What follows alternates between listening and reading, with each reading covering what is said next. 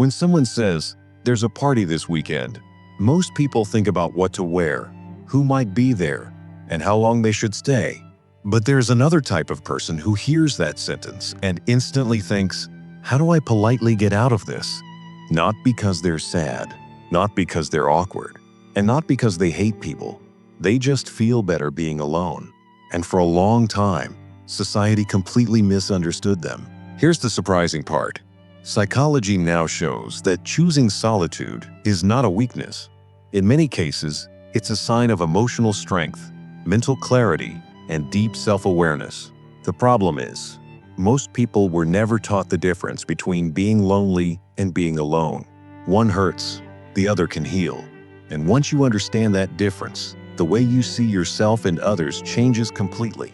For decades, people who enjoyed being alone were put into one uncomfortable box: introvert, loner, antisocial, as if liking your own company meant something was wrong with you, as if silence was a red flag.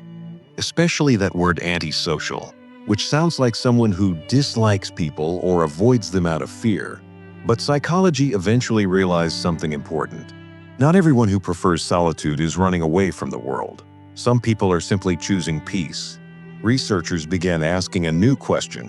What if some people enjoy being alone because it genuinely makes them feel balanced, not anxious, not empty, but calm and focused? This preference was given a name: unsociability. And no, it's not the same as being antisocial or socially anxious.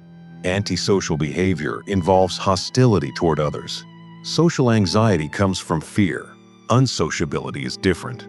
It's the quiet confidence of someone who feels comfortable with themselves. When psychologists studied people who stayed alone by choice, the results surprised everyone. These individuals weren't struggling. In many cases, they were emotionally stable, self-aware, and mentally healthy. They didn't avoid people because they couldn't connect.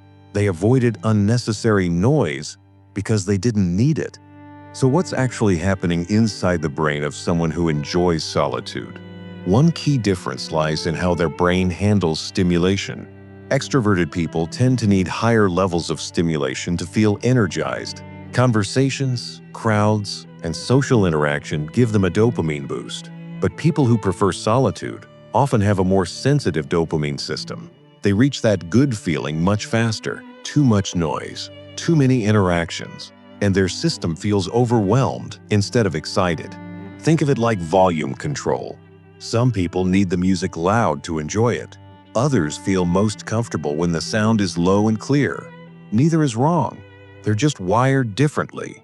Another important difference shows up in the prefrontal cortex, the part of the brain responsible for deep thinking, self-reflection, planning, and creativity. Studies show that this area becomes more active during quiet, uninterrupted time for people who enjoy solitude. They're not bored when they're alone. Their minds are busy processing ideas, emotions, and thoughts at a deeper level. That's why so many creative breakthroughs happen in moments of solitude. Not in loud meetings or group brainstorming sessions, but during late-night walks, long showers, or quiet mornings. History reflects this again and again. Some of the most influential thinkers, writers, and creators did their best work alone. They weren't isolating themselves. They were giving their minds space to breathe. But here's an important pause. Before you label yourself, there's a question that matters more than whether you like being alone. Why do you like being alone? Because there's a healthy reason, and then there's a protective one. Healthy solitude comes from choice. It's when you step away to recharge, think, create, or understand yourself better. Protective solitude, on the other hand, comes from fear. It's when being alone feels safer than risking rejection, judgment, or emotional pain. Both are human. Neither makes you broken, but only one truly restores you. Psychologists have long pointed out this difference. Healthy solitude comes from emotional fullness, not emptiness. You enjoy your own company because you know you can connect when you want to. You're not hiding from people. You're meeting yourself. If your reasons for being alone sound like, "I need to recharge," "I think better this way," or "I feel more like myself," That's a strong sign of healthy solitude. But if your reasons sound like, it's easier, it hurts less, or I don't want to be judged, that might be something worth gently exploring. Not with shame, just with honesty. Now let's talk about something powerful. People who stay alone by choice often understand something many others don't. Being alone does not mean being incomplete. Society loves the idea that another person should complete you, that without constant connection, something is missing. But people comfortable with solitude see themselves differently. They don't feel like half a person waiting to be filled. They already feel whole. This doesn't make them arrogant. It makes them grounded. Research has shown that people who are comfortable being alone often build stronger, healthier relationships. Why? Because they're not desperate for connection. They're selective. They don't rely on one person to meet all their emotional needs.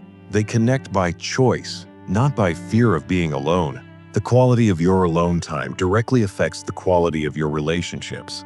When you spend time with yourself, you show up calmer, clearer, and more present with others.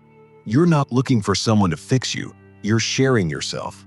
Some cultures understand this better than others. In Japan, alone time is openly accepted and even respected. There are restaurants designed for solo dining, spaces meant for individual experiences, and social systems that don't shame people for being alone. Solitude isn't treated as failure, it's treated as balance. Meanwhile, in many Western cultures, being alone is often questioned. Why are you eating alone? Why didn't you come? Are you okay? As if solitude must always be explained. But choosing your own company doesn't mean something is wrong. Sometimes it means something is right. If you're someone who stays alone by choice, here's the truth. You're not strange, you're not antisocial, and you're not missing out on life. Your brain is simply wired to restore itself through quiet, depth, and reflection. In a world that constantly demands attention, the ability to sit comfortably with yourself is rare and valuable. Just remember this.